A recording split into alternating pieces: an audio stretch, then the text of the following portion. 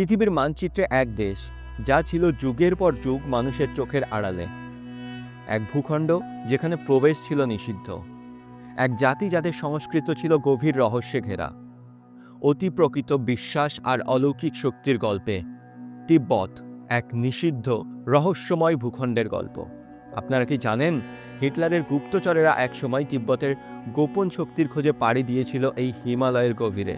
আপনি কি শুনেছেন শাম্ভালার সেই পৌরাণিক লুকোনো রাজ্যের গল্প, যা নাকি লুকিয়ে আছে হিমালয়ের কোনো এক অজানা উপত্যকায়? আজ আমরা উন্মোচন করব তিব্বতের সেই অন্ধকার ইতিহাস, যা লুকোনো রয়েছে আমাদের চোখ থেকে বছরের পর বছর। এটা ইতিহাস নয়, এটা এক গোপন রহস্যের দরজা। আপনাদের কাছে অনুরোধ, আমাদের এই ভিডিওটি অবশ্যই পুরো দেখুন। ভালো লাগবে আমাদের এই চ্যানেল আগামীকে অবশ্যই সাবস্ক্রাইব করুন। তিব্বতকে বলা হয় দ্য ফরবিডেন ল্যান্ড, নিষিদ্ধ দেশ। কিন্তু কেন? কল্পনা করুন এমন দেশ যেখানে বাইরের মানুষ প্রবেশ করতে পারে না। না ছিল রাস্তা, না ছিল যোগাযোগ ব্যবস্থা, আর ছিল না কোনো আধুনিক প্রযুক্তি। পশ্চিম দুনিয়া তখন শুধু তিব্বতের নামই জানত, কিন্তু ভেতরে কি আছে সেটা ছিল সম্পূর্ণ অজানা। 1800 সালের দিকে ব্রিটিশ ও ইউরোপিয়ান অভিযাত্রীরা তিব্বতে প্রবেশ করতে চাইত, কিন্তু তিব্বতের সীমানা শক্তভাবে রক্ষা করা হতো। বিদেশিরা প্রবেশ করলেই ধরা পড়ে যেত, এবং অনেক সময় তাদেরকে দেশ থেকে বের করে দেওয়া হতো, অথবা চুপিসারেই তারা হারিয়ে যেত, কোনোদিনই ফিরত না তিব্বত থেকে। তিব্বতের ভেতর এমন কি আছে যা এত গোপনে রাখা হতো? এই রহস্যের কারণটা কি? তিব্বত ছিল এক আধ্যাত্মিক দুর্গ, যেখানে ধর্ম, জ্ঞান, মন্ত্র, অলৌকিক বিশ্বাস প্রতিটি ছিল মানুষের জীবনযাত্রার অংশ।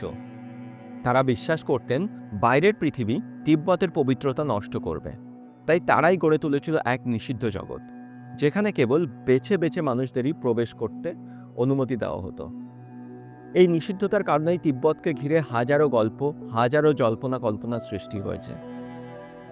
এই নিষিদ্ধতার আড়ালেই লুকিয়েছিল এমন কিছু জ্ঞান যা মানব সভ্যতা আজও জানে না। তিব্বতের হৃদয়ে বাস করত এক প্রাচীন গভীর আধ্যাত্মিকতা। এখানকার ভূমি শুধু পাহাড় আর বরফ নয়, এক ধর্মীয় শক্তির কেন্দ্র। এখানে জন্ম নিয়েছে এমন ধারা যাকে বলা হয় তান্ত্রিক বৌদ্ধ ধর্ম, যা শুধু প্রার্থনা নয়, বরং চেতনার গভীরে পৌঁছানোর পথ। তিব্বতের মানুষ বিশ্বাস করেন ধর্ম মানে শুধু পূজা নয়, ধর্ম মানে জীবন, অস্তিত্ব, পুনর্জন্মের রহস্য বুঝে ফেলা। এখানেই থাকতেন দালাই লামা, যিনি শুধু একজন ধর্মগুরু নন, তিনি তিব্বতের আত্মার প্রতিনিধিত্ব করতেন। তারা বিশ্বাস করেন দালাই লামা একজন পুনর্জন্মপ্রাপ্ত আত্মা, যিনি যুগে যুগে ফিরে আসেন মানুষকে পথ দেখাতে। তিব্বতের লামারা একা একা পর্বতের গুহায় ধ্যান করেন মাসের পর মাস, এমনকি বছরের পর বছর। এই ধ্যানের মাধ্যমেই তারা পান অতি প্রকৃতি শক্তি, নিজেকে বাতাসে ভাসিয়ে তোলার শক্তি, ভবিষ্যৎ দেখার শক্তি, অন্যের চেতনার সঙ্গে সংযোগ করার শক্তি। শুনতে সিনেমার মতো লাগছে, কিন্তু এই সবই তিব্বতের প্রাচীন তন্ত্রবিদ্যার অংশ, যার রহস্য আধুনিক বিজ্ঞান পুরোপুরি ব্যাখ্যা করতে পারেনি। তাদের প্রাচীন ধর্মগ্রন্থে রয়েছে এমন কিছু মন্ত্র যার সঠিক উচ্চারণ নাকি খুলে দিতে পারে চেতনার দরজা। এই সংস্কৃতি আধ্যাত্মিকতাই তিব্বতকে করেছে অন্যরকম এক রহস্যময় ভূখণ্ড, যা শুধু দেখার নয়, বরং অনুভব করার।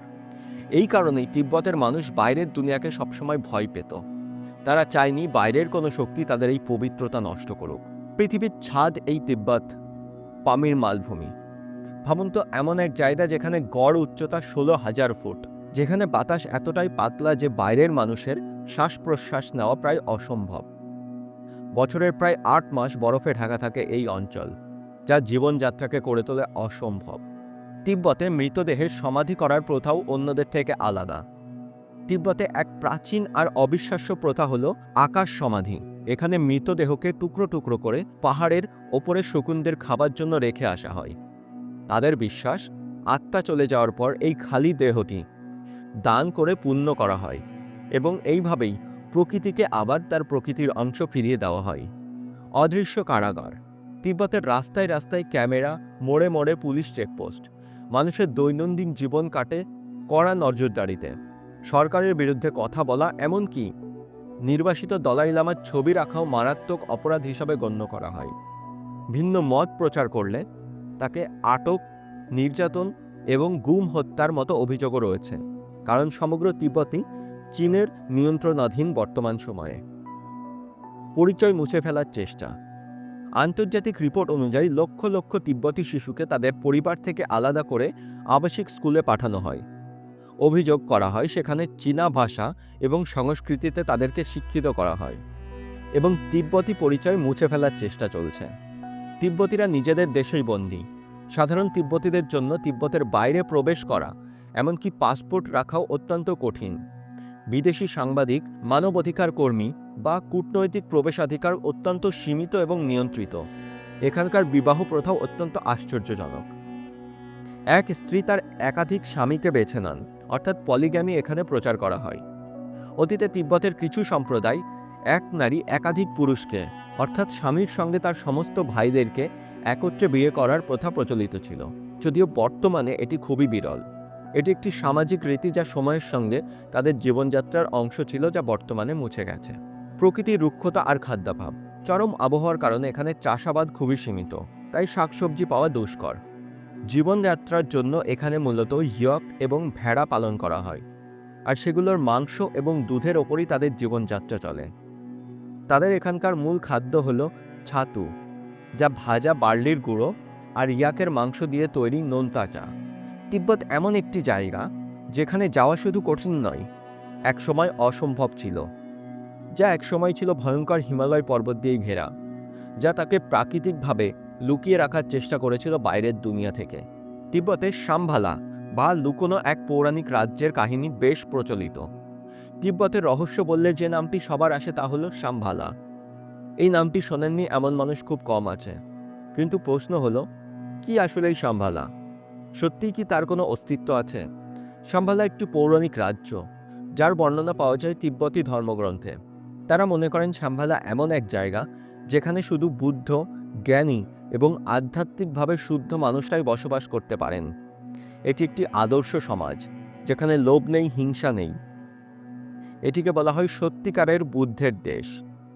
অনেকেই বিশ্বাস করেন শাম্ভালা কোনো গল্প নয়, এটি একটি লুকোনো বাস্তবিকতা। অনেকে বিশ্বাস করেন হিমালয় পর্বতের কোনো গুহার মধ্যে এই গোপন উপত্যকা লুকিয়ে আছে, যেটিকে শাম্ভালা বলা হয়, যেখানে প্রবেশ করতে হলে শরীর এবং মন, আত্মা শুদ্ধ থাকতে হবে। শুধু তিব্বতীরাই নন, বহু বিদেশি অভিযাত্রী এই শাম্ভালার খোঁজে জীবনকে উৎসর্গ করেছেন। 1800 থেকে 1900 সালের মধ্যে রাশিয়ান, ব্রিটিশ এমনকি জার্মান গবেষকরাও এই লুকোনো রাজ্যের সন্ধানে পাড়ি দেন। নাৎসি গুপ্তচর সংস্থা 1930-এর শতকে তিব্বতে অভিযান চালায়। তাদের বিশ্বাস ছিল শাম্ভালার জ্ঞান ব্যবহার করে তারা পারবে সুপার হিউম্যান বা অতিমানব তৈরি করতে। কিন্তু এই হিটলার বাহিনীও এই শাম্ভালাকে খুঁজতে সেই সময় ব্যর্থ হয়েছিলেন। কেউ নিশ্চিত করে বলতে পারে না এই শাম্ভালা কোথায়। তাই তিব্বতে লামাদের একটি প্রচলিত ফ্রেজ আছে যেখানে বলা হয়, যদি তুমি প্রস্তুত হও, শাম্ভালাই তোমায় ডেকে নেবে। তিব্বতের ইয়োফে রহস্য। তিব্বতের গুহা পাহাড়ের আড়ালে এমন কি লুকিয়ে আছে যা মানুষের বোধের বাইরে। অনেক বছর ধরে এক রহস্যময় দাবি উঠেছে তিব্বতে, যেখানে ইউএফও বা আনআইডেন্টিফাই ফ্লাইং অবজেক্ট ওড়ার একটি রহস্যময় কাহিনী বর্ণনা করা হয়। অনেকে স্থানীয় এমনকি পর্যটকেরা রাতের আকাশে উজ্জ্বল আলো এবং তীব্র শব্দ শুনতে পান, যা কোনো বিমানের হতে পারে না। অনেক গবেষক মনে করেন এখানে এলিয়েন বা এলিয়েন বেস থাকার একটি সম্ভাবনা থাকতে পারে। এমন কিছু গুহা আছে যা মানব সভ্যতার বুদ্ধির বাইরে, তাই ভিনদেশি প্রাণীরা হাজার হাজার বছর ধরে এই গুহাগুলোতেই লুকিয়ে আছে, আর সেখান থেকেই এই ইউএফওর তত্ত্ব প্রচালিত হতে শুরু করেছে। আরেকটি চমকপ্রদ ষড়যন্ত্র তত্ত্ব হলো হলো আর্থ থিওরি। অনেকেই মনে করেন পৃথিবীর ভেতর নাকি ফাঁপা, এবং সেই হলো আর্থের প্রবেশদ্বার এই তিব্বত থেকেই শুরু হয়। এই প্রবেশদ্বার দিয়েই উন্নত শ্রেণীর মানুষরা এই হলো আর্থের ভেতরে প্রবেশ করতে পারেন এবং চিরন্তন বসবাস করতে পারেন। আপনারা কি মনে করেন তিব্বতের গুহাগুলি শুধুই পাথর আর বরফ, নাকি এই পাথর আর বরফের পিছনে লুকিয়ে আছে অন্য কোনো বড় রহস্য? আমরা যতই আধুনিক হয়ে যাই না কেন, তিব্বতের মতো এমন কিছু জায়গা আজও আছে যা আজও আমাদেরকে ফিসফিস করে বলে, সব কিছু এখনও জানো না তুমি। আপনারা কি বিশ্বাস করেন তিব্বতের গভীরে লুকিয়ে আছে এমন কিছু যা বদলে দিতে পারে আমাদের বিশ্ববোধ এই ভিডিওর ওপর আপনার কি মতামত অবশ্যই কমেন্টে জানান। ভালো লাগলে আমাদের এই চ্যানেল আগামীকে অবশ্যই সাবস্ক্রাইব করুন। আমাদের এই ভিডিওটি আপনার ভালো লাগলে আপনি দেখে নিতে পারেন আমাদের চ্যানেলে দেওয়া এই দুটি ভিডিও, যেখানে আমরা আলোচনা করেছি সম্প্রতি রাজস্থানে যে নদীটি খুঁজে পাওয়া গেছে সেটি কি আদতে সরস্বতী নদী না অন্য কিছু। অথবা আপনি দেখে নিতে পারেন এই ভিডিও, যেখানে আমরা আলোচনা করেছি সেই অপ্রীতিকর 5টি ইতিহাসের গোপন সত্য, যা ইতিহাস আমাদের কখনো আলোচনা করেনি, যা শুনে আপনি অবাক হয়ে যাবেন। আমাদেরকে সময় দেওয়ার জন্য অসংখ্য ধন্যবাদ।